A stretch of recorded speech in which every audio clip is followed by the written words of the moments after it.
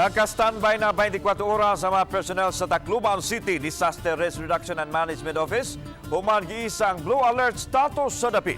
Ang detalye sa live report ni Femari Dumabok. Fem!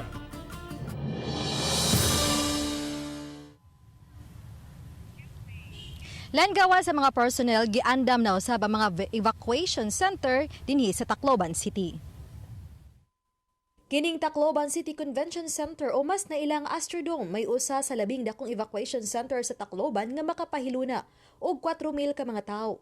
Laing building usab diin nag-opisina ang Tacloban City Disaster ang usa gihapon sa mga evacuation center.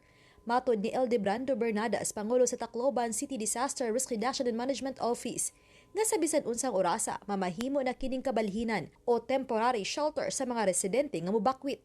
Tungod sa ilang kasinatian sa Typhoon Yolanda, bisan kun dili direktang apektado ang Eastern Visayas, naka-blue alert status na sila sugod sa miaging Martes pa. Sinusunod namin, simula't nagkaroon kami ng emergency response cluster approach system. Sinusunod namin is 120 hours before impact. So in other words, 5 days, within 5 days yung preparation stages namin, ginagawa yan. Until finally, during zero hour, tumama na yung bagyo, kung baka sakali, at least handa na kami lahat. So yung hintayin na lang namin is emergency response. Samtang kining mga mananagat sa Barangay 88, niingon nga kun mabatyagan na nila ang kusog nga uwan ug hangin karong gabi, ibalhin na nilang ilang mga sakayan sa taas nga bahin sa seawall aron ilang matabunan. Nilipat sa kabila. Kasi nawawala na yung buhangin dito. Samtang pipila sa mga nanimuyo sa coastal area sama sa pamilyang espera as mipadayag sa ilang kaandam sa paghiklin. Naabtan sila sa GMA Regional TV Cebu, balitang bisdak nga nangaligo og dagat ginihang udto. Apan giangkon sa inahan nga gibati siya og kabalaka sa maabot nga bagyo. Nabakwit kami kay mada ko man nga ni kay ma-storm surge man din ni. Oh, yung Yolanda maraming namatay. So pag nabisuhan na po kayo, ma'am? Na pag malakas na rin? Oo, may phobia naman kami. Parang may trauma na sa Yolanda.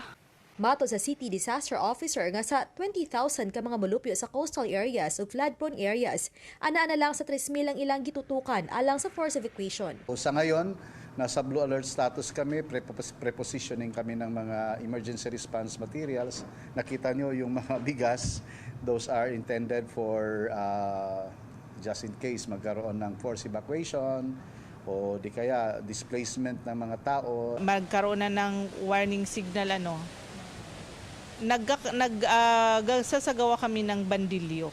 Oo. Yung bandilyo, yung talagang umiikot yung patrol car namin. Samtang ubang mga food packs ang nahatod na sa mga kalungsuran. Aduna sa pipila ka mga kawani sa DSWD-8 ang nirecondition sa uban pang mga food packs. Recondition ma'am para makita natin yung bawat box tama yung laman. So para ensure din natin na malinis at walang kulang nasa loob.